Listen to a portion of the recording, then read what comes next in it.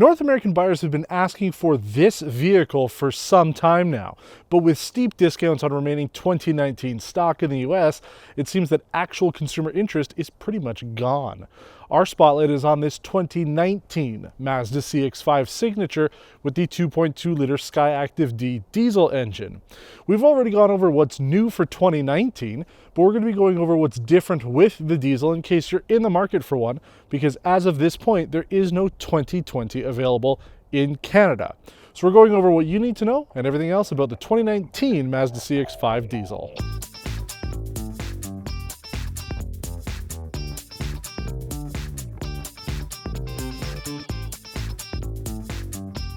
I mean, nothing kills views like doing a video in March 2020 on a 2019 model year.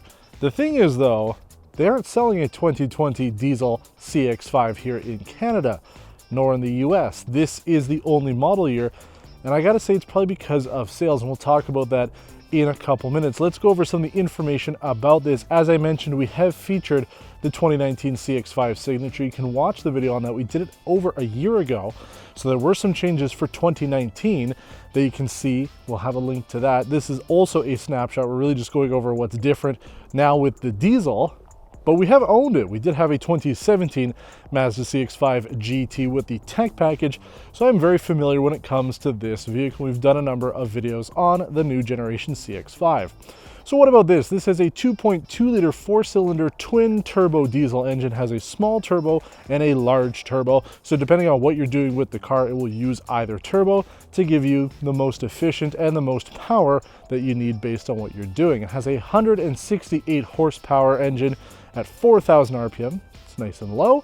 And then 290 pound-feet of torque at 2,000 RPM. Again, nice and low.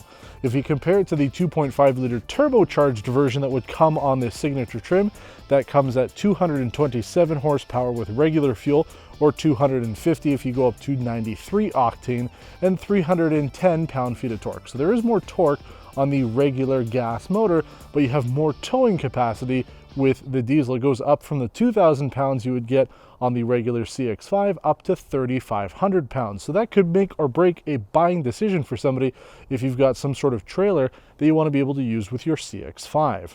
This diesel engine has a 5,500 RPM redline, lower as we usually see when it comes to the diesels, and they use a common rail electric direct injection system for the diesel. Because this is a new age diesel with a push to start system, you don't have to worry about warming up the glow plugs first. You just start the car normally, and if it's cold out, it'll just take a second or so for it to actually warm up. The computer does all of that for you. It uses the same 6-speed automatic transmission that we would find across the lineup when it comes to the CX-5. Now here's the thing, and this is probably why sales have hurt. The 2019 Signature's MSRP here in Canada was $40,950. In order to get this diesel equipped the same way, there's no extra features or anything else aside from the engine. It's an extra $5,000 Canadian. We also have the $300 machine gray paint on here, so that bumps the price up over $46,000.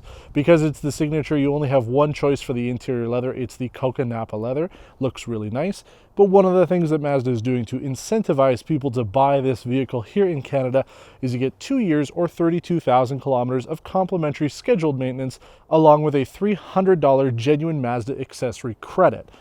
Is it that much of an incentive?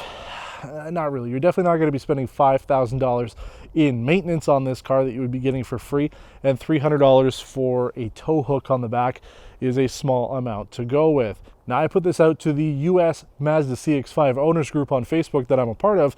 Did you buy a diesel? If not, why? And a lot of people said the same thing.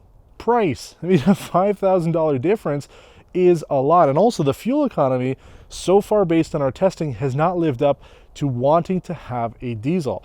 If you go on super long distance drives and you're doing maybe 100 kilometers an hour maximum, maybe you'll see some benefits. But when we compare it on our test loop to the other compact crossovers that we featured in this segment, this isn't actually lining up very well. And it's unfortunate we have not done the gas version of the CX-5 on our test loop.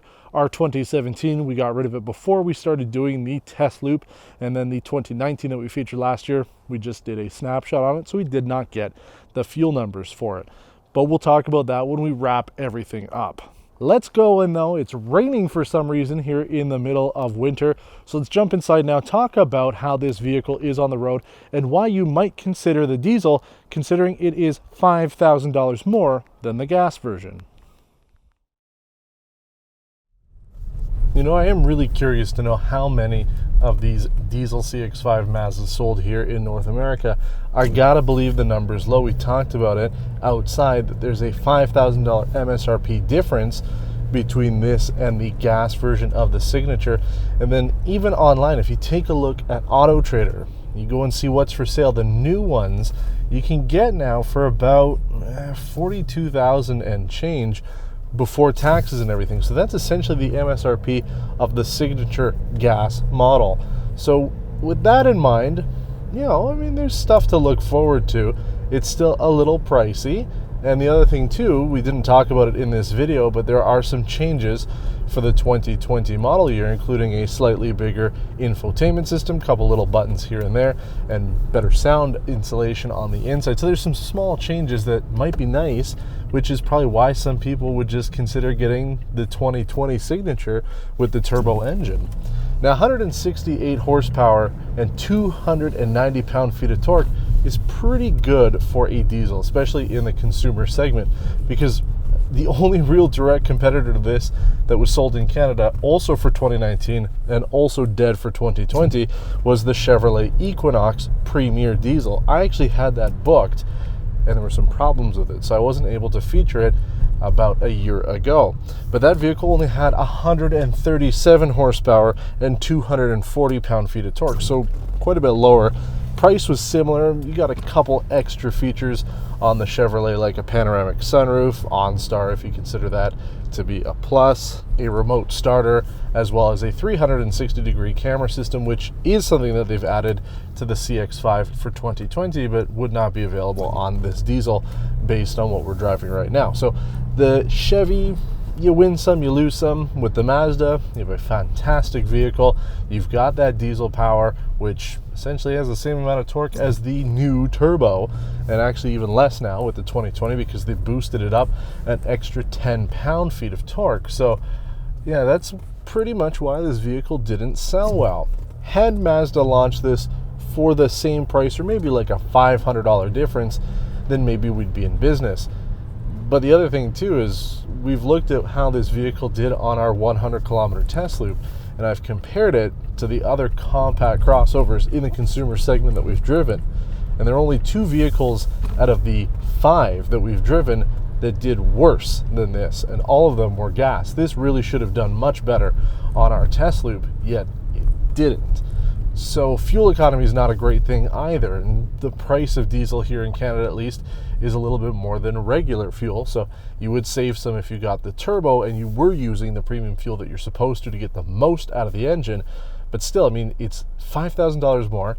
You have less power, but not bad for a diesel. You have about the same fuel economy, so you're not saving at the pump really. It's no wonder it didn't work. But the thing is, it's enjoyable to drive. I do like it. I mean, I love the CX-5, and every year they make it better. The 2019 was a great update for it, even though, as we mentioned, 2020 adds some new fun stuff. But it is such a great car to drive. The engine's quiet enough. You still get that signature ticking sound that comes from a diesel. It's got the power, and honestly, for what you need out of a car, it has the power. I don't know why everybody complains that these vehicles don't have enough power, especially something like this diesel. What are you doing with your CX-5? Are you taking it to the 24-hour of Le Mans? Like, what do you need the power for? It's a compact crossover. Unless you're loading it up with 5 morbidly obese people like myself, you don't need tons of power. Look, I'll floor it now. I'm getting up to speed. It's fine. In the city, on the highway, zero problems. When I drove this thing home, I was getting through traffic without any issue. Yeah, it's a diesel, but it's not underpowered. It's not underwhelming. It's really fun. And Mazda says that they've taken a different approach when it comes to building this diesel engine. Unlike most of the vehicles on the market that aren't big rig trucks, it's a truck engine that's been downsized to fit into a car. They strip out cylinders, they cut it down in order to make it fit in a car. But Mazda says that they've taken a completely different approach and built an engine that is designed for a car, not one that was designed for something bigger. So they have better sound insulation and better sound management because of that. They say that it's lighter, even though this is about 54 kilograms heavier than the regular CX-5 Signature. It's still lighter than what you would normally get on vehicles, and that's another reason why this car still feels so good, because it is lower on power, but because it isn't a ton heavier, it still feels just as good as the regular CX-5. And again, here, we'll take it for a little rip. I'm not giving it full throttle, but I'm getting up to speed. If there was somebody behind me trying to get up to speed as well, they're not going to be flashing me or high beaming me or passing me, because I'm up to speed without any effort. And that's what you want out of a vehicle like this. Yeah, the fuel economy is a little disappointing, and definitely the price is too, but you're not losing much else over that. If a diesel's a good price in your area, or you do a lot of long distance driving that you can really maximize the use case for a diesel, then this might be the way to go.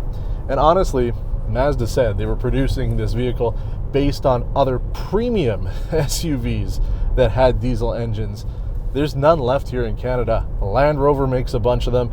Jaguar even cut out pretty much all their diesels for their 2020 calendar year here in Canada. So there's just no other choice out there except for pickup trucks or older vehicles. And the Chevrolet Equinox would be the most comparable, or I guess you could say to the GMC Terrain, since the Terrain is a little bit more premium oriented, and that's the direction that Mazda is going in. We'll take it from a dig. There's no launch control, but a little bit of startup lag there, but we're going. It's not a performance car. 100. Yeah, we're looking at probably like 8 seconds for that, maybe more. And I mean, if it wasn't crappier weather out, maybe we would have had a little bit better go off the line there. It was a little delayed. But with the sequential dual turbos, Mazda says that the smaller turbo is there for low-end power to get off the line, and then the larger turbo is there for higher up power. And Mazda says the turbos can run independently, they can run in parallel, and they can run in series. So you can have the big one going, you can have the small one going, you can have both going, you can have one then the next. There's a few different ways that it works, which is a cool way to do it. It's a twin turbo diesel. That's pretty cool. Fuel economy was always the main selling point for diesels, so how does the CX-5 SkyActiv-D fare in today's modern fuel-efficient push in gasoline engines? We completed our 100-kilometer test loop in 7.6 liters per 100 kilometers, or 30.9 US miles per gallon. We've driven a number of other compact consumer crossovers over the past couple of years, as mentioned during our driving segment. The Honda CR-V and Subaru Forester both did better on our test loop, and the Kia Sportage and Subaru Outback performed worse than the CX-5 Diesel. Unfortunately, we don't have fuel economy data for the 2020 Ford Escape or the 2019 CX-5 Signature Turbo. The diesel wrapped up our shorter 407-kilometer week at 8.1 liters per 100 kilometers, or 29 mpg, which is where the diesel started to shine, performing better than those 4 other compact crossovers we've tested. It might not be a hypermiler on our test track, but with normal mixed usage, the diesel is noticeably more efficient over gas alternatives.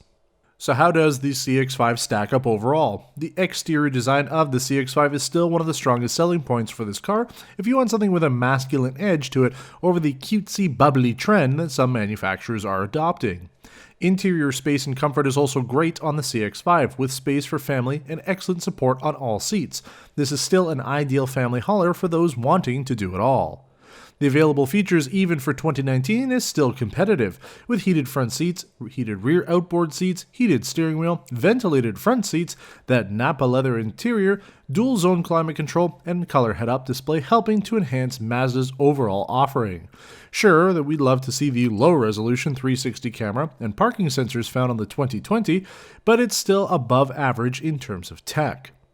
Diesel performance is a surprise for me. Mazda has made a vehicle that's enjoyable to drive with a diesel engine that doesn't feel typically like sluggish diesel engines. You really need to drive it to believe it. And finally, the interior noise control on the CX-5 is really good. You hear the ticking of the engine, but it wasn't intrusive, and it's easy to have a conversation with your passengers even while on the highway. Further refinements for 2020 will increase this even more, but for the 2019 model, this is a seriously quiet crossover. But it is hard to get excited about this when the price difference is $5,000 over the regular turbo CX-5.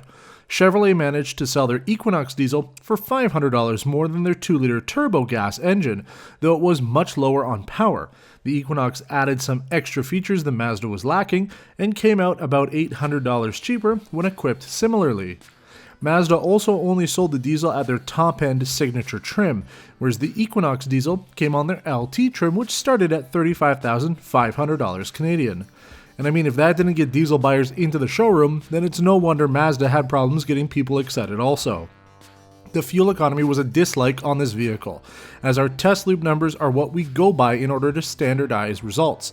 For the diesel to make financial sense to buyers, it would have to have hit low to mid 6s on our test, along with a much lower MSRP. We added the infotainment to our list of dislikes on the 2019 CX-9 we featured in December 2018, and it stays on our list here too. Other manufacturers have been able to update their infotainment offerings mid-cycle, and Mazda should have considered this also. What we saw in the 2019 Mazda 3 was really good, and it's time we see it ripple across their entire fleet. I really wanted to love this CX-5 Diesel, the way we loved our 2017 GT Tech. It's a great car with serious potential. The MSRP is ultimately what killed it. Even if fuel economy wasn't great, the price is what kept buyers out of the showrooms and in the pre-owned market. Luckily, this doesn't mean the death of diesels for North America, as GM is trying it again for 2021 with the Escalade, Tahoe, and Yukon, along with Jeep and the 3-liter diesel Wrangler coming later in 2020. Maybe there is hope yet for the diesels.